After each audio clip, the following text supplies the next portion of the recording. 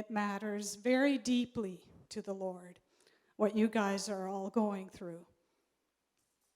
This is something very crucial. It's very painful. But He's producing something beautiful through this. Will you believe that? And the reminder that I got when I sensed the Lord wanted me to share something this morning is concerning an experience that I had a couple years back. In my own situation in my life at that time, I was very broken. I had come to a place where I did not know if there was any way to go on. I was in ministry with another lady together out there in Canada, and things were not going well. The Lord showed me a picture, and I believe this picture is to speak to you guys this morning. All of a sudden, I saw myself in a canoe, and my sister, that was my co-worker in the ministry, was in that canoe. And Jesus was sitting behind us in that same canoe. I was holding an oar and paddling. She was holding an oar and paddling. Things were not going well. I looked back and I realized Jesus has no oar.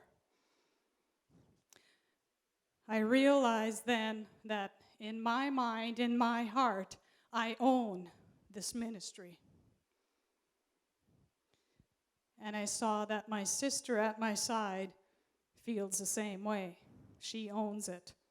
She knows where this is supposed to go. I actually panicked quite much at that point and realized Jesus needs to have these oars. So I quickly handed my oar over to him. And then I panicked even more because now all of a sudden I really realized, whoa, I have no control anymore. I have no oar in my hand, but she still does. Wow, but I had given my oar over. And it came shortly after that picture that I handed all my dreams over to him as well. I buried them because I realized some of this has a lot of my own strength and my own effort and my own flavor in it. Jesus can't use that. So I offered everything up to him. And in that picture of the canoe and the oars, Jesus asked me, will you trust me that I will bring you safely to shore? There was really no other way. I wanted to get out of that canoe right now, but I couldn't because I chose to trust him, even though my sister still had an oar, but Jesus had mine, and he asked me, will you trust me to bring you safely to shore? And I said yes. I have cried many, many tears during that time. But a couple years later, the time came that he brought me safely to shore. And as I stepped out, I had so much peace. And I saw him taking the sister back into deep water. He says, you don't need to worry about us. I will take care of this sister. But we are heading into deep waters. So there was a release for me. And I want to challenge you guys this morning. Hand your oar to the Lord Jesus. I know you're all desiring him more than you desire anything else.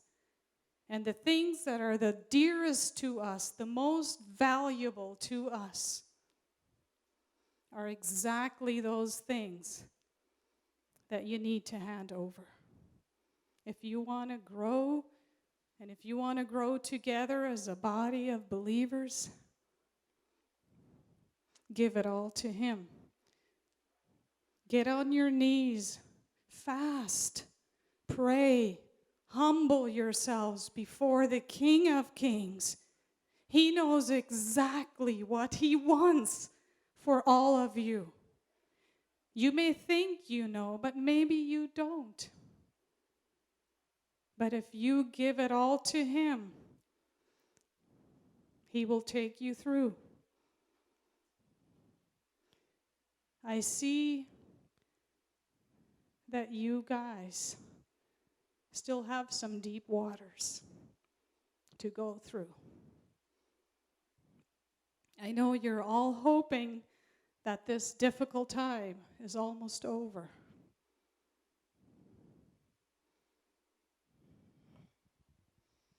He knows exactly how hot that fiery furnace needs to get to burn away all that is not of Him. But He will bring you through. Cry out to Him. Humble yourselves. If you need humbling, humble yourselves under the mighty hand of God. Pray, cry out, and He will bring you together like never before. He will be that awesome, bright lighthouse to this whole country if you will allow Him to do in your life what He's desiring so much to do. And like I said, I love you guys. I love these young people. Maybe next time I come, I can speak and share with you. The Lord's showing me some things. You guys have a very amazing future. But it takes one thing. It takes one thing to give yourself completely to God, to be a clean vessel for Him to use.